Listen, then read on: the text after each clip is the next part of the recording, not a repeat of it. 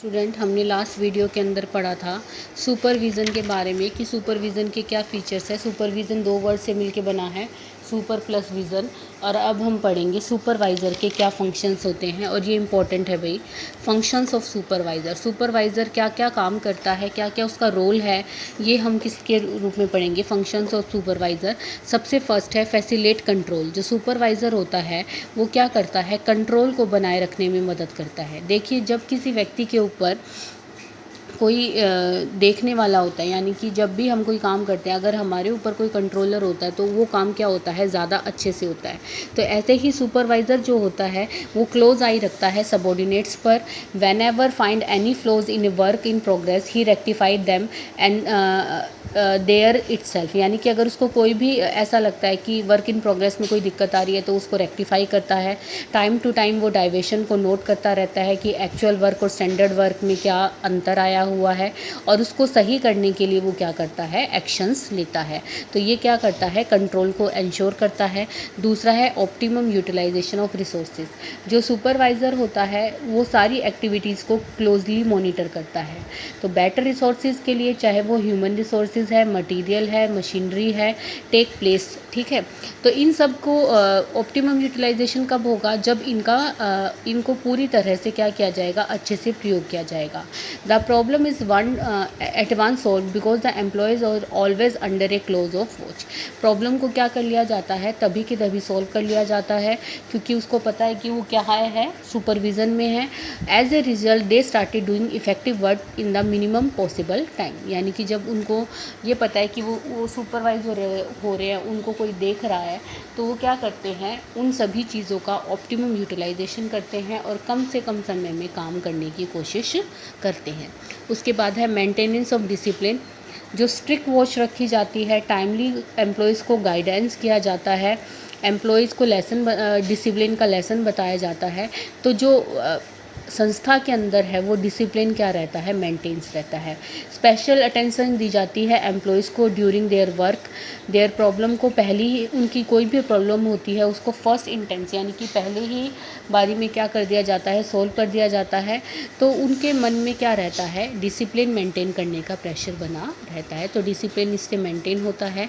Feedback, जो supervisor होता है वो फेस टू फेस कनेक्ट होता है किसके साथ, वर्कर्स के साथ। तो वर्कर्स का जो फीडबैक होता है, यानी कि फर्म के बारे में वो क्या सोचते हैं, ऑर्गेनाइजेशन की पॉलिसीज़ के बारे में उनकी क्या नीतियाँ हैं, उनकी क्या समस्याएं हैं, वो सब का फीडबैक किसको मिलता है, सुपरवाइज़र को मिलता है, क्योंकि वो डायरेक्टली कॉन्टैक्ट होता है किसके साथ, सबऑर्डिनेट के साथ। As result idea, suggestion, complaint of employees with the regard of managerial decision are continuously received by the supervisor. कोई भी आइडिया है, सजेशन है या कंप्लेंट है, जो भी मैनेजमेंट ने पॉलिसी बनाई है उनसे रिलेटेड, तो वो किसको मिलती रहती है, सुपरवाइज़र को मिलती रहती है।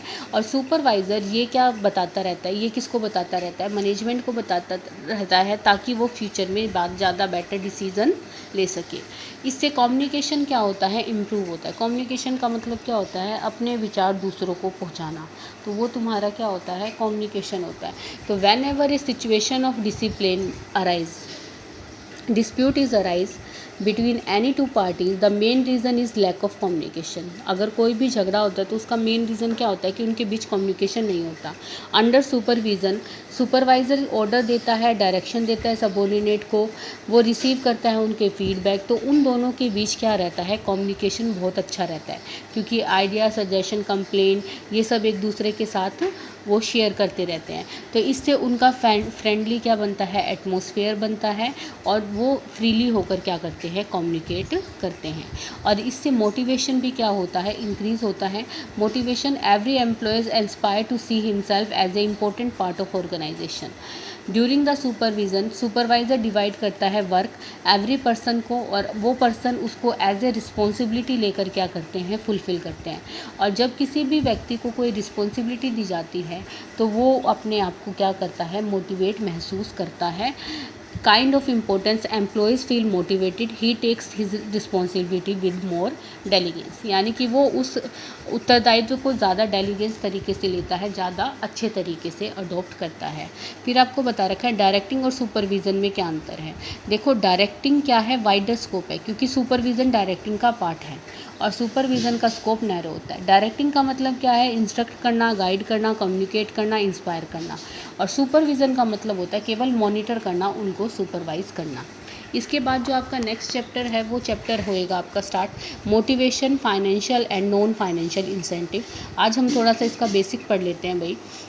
मोटिवेशन का मतलब क्या होता है, आप सभी पता है कि मोटिवेशन क्या होता है, किसी भी पर्सन को कोई काम करने के लिए मोटिवेट करना। जैसे हम छोटे बच्चों को किसी काम को करने के लिए मोटिवेट करते हैं। मान लीजिए कोई छोटा बच्चा वो पढ़ नहीं रहा है, तो हम उसको क्या करते हैं, मोटिवेट करने के लिए एक टॉफ़ी दे देते हैं, चॉकलेट दे देते हैं, या फिर तुम्हें गुड बना के देते हैं ना, टीचर्स दे देते हैं बच्चों को, क्या गुड कॉपी में गुड बना के दे देते हैं, जिससे वो क्या होते हैं, मोटिवेट होते हैं ना। तो ये होता है मोटिवेशन, कि पर्सन्स को क्या करना, एक वर्क को काम करने के लिए क्या करना, मोटिवेट करना। क्योंकि जो मोटिवेटेड पर्सन्स होते हैं किसी भी ऑर्गेनाइजेशन में, वो क्या करते हैं, ज़्यादा बेटर वे से काम करते हैं as compare to poorly motivate persons. ये हर फील्ड में अप्लाई होता है, केवल ऑर्गेनाइजेशन में भी नहीं। अगर आप एजुकेशन की फील्ड में भी देखें तो मोटिवेटेड जो स्टूडेंट्स होते हैं वो ज़्यादा बेटर वे से क्या करते हैं, परफॉर्म करते हैं। तो मोटिवेशन क्या है, the chief functions of manager to achieve the predetermined objective of the organisation by organising the activity of various person working in the organisation. Various function कौन से होते हैं, ह्यूमन फैक्टर होते हैं, नॉन ह्यूमन फैक्टर होते हैं, और इन सब को एक ही तरीके से काम करवाना। यानी कि देखो बहुत सारे लोग होते हैं और उनको काम करवाने के लिए मैनेजर को बहुत सारे एफ़र्ट्स डालने पड़ते हैं। उन एफ़र्ट्स में मेन एफ़र्ट्स किसका होता है, मोटिवेशन का होता है, ताकि उनको क्या किया जा सके, मोटिवेट किया जा सके। तो मोटिवेशन का जो हम मेन पढ़ेंगे वो डेफिनेशन देखो हम क्या पढ़ेंगे मोटिवेशन की।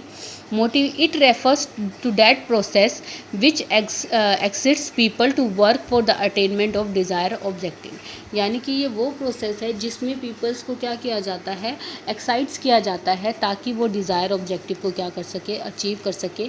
Many scholars have different definitions दे रखी है। To motivate is the induce people to act a desire manner. यानी कि डिज़ायर मैनर में उनको क्या करना, मोटिवेट करना। तो ये मोटिवेशन है आपका कि हम इस तरह से मोटिवेट करें कि डिज़ायर ऑब्जेक्टिव को क्या किया जा सके, फुलफ़िल किया जा सके। मोटिवेशन कई रूप में हो सकता है, बोनस के रूप में हो सकता है, जॉब सिक्योरिटी के लिए के हो सकता है। आप आगे इसमें पढ़ेंगे सारा मोटिवेशन क्या क्या होता है। आज जो हम करेंगे वो इसकी डेफिनेशन और फीचर्स करेंगे। सबसे फर्स्ट फीचर्स क्या है, motivation is an internal feeling. Motivation जो है वो एक साइकोलॉजिकल कंसेप्ट है। मोटिवेशन जो होता है वो इंसान के अंदर से होता है।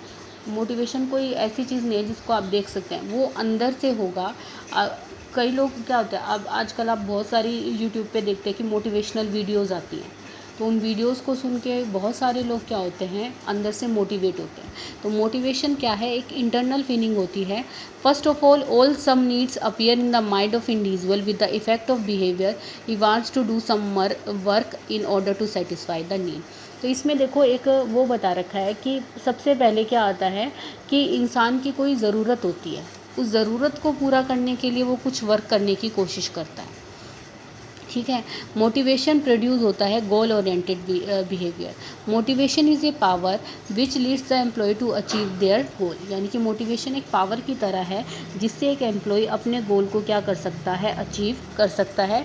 The behaviour of motivated employees clearly show that they incline towards the achievement of goal. For example, promotion is a technique of motivation. Motivation से क्या होता है कि वो जो भी अपना बिहेवियर करेगा, वो बिहेवियर शो करेगा कि वो क्या कर रहा है, गोल को अचीव करने के लिए कर रहा है। फॉर एग्जांपल, प्रमोशन एक टेक्निक है मोटिवेशन के लिए। अगर कोई व्यक्ति अपना प्रमोशन चाहता है तो वो क्या करेगा, अपना वर्क डेफिनेटली बेटर वे से क्या करेगा, परफॉर्म करेगा। मोटिवेशन पॉजिटिव भी हो सकता है और नेगेटिव भी हो सकता है। पॉजिटिव तो उन लोगों के लिए जो अपना काम बहुत अच्छे से करते हैं और उनको एनकरेज करने के लिए। लेकिन कुछ जो वर्कर्स होते हैं वो नेचर में श्रिंकर्स होते हैं। श्रिंकर्स का मतलब क्या होता है, कामचोर होते हैं। तो उन कामचोरों को क्या करने के लिए, डराने के लिए या उनको काम करने के लिए एनकरेज करने के लिए कई बार डिमोशन का सस्पेंशन का या टर्मिनेशन का, इन सब का सहारा भी लिया जाता है। तो इसको क्या कहा जाएगा, नेगेटिव मोटिवेशन कहा जाएगा, क्योंकि उनको डर रहेगा कि अगर वो काम नहीं करेंगे तो या तो उनको हटा दिया जाएगा या उनका डिमोशन कर दिया जाएगा। इस फियर फैक्टर के कारण वो क्या करते हैं, अपना काम सही तरीके से करते हैं। और मोटिवेशन एक कॉम्प्लेक्स प्रोसेस है। कॉम्प्लेक्स प्रोसेस क्यों है, क्योंकि हर व्यक्ति को मोटिवेट करने का तरीका अलग है, क्योंकि हर व्यक्ति की ज़रूरतें क्या होती हैं, अलग अलग होती हैं। There is everybody can not be motivate only one motivator. सभी को किसी एक मोटिवेटर से मोटिवेट नहीं किया जा सकता। Keeping in the mind of need of person concern, monetary और नॉन मॉनेटरी टेक्निक्स को यूज़ किया जाता है। तो ये एक कॉम्प्लेक्स प्रोसेस होता है। ठीक है।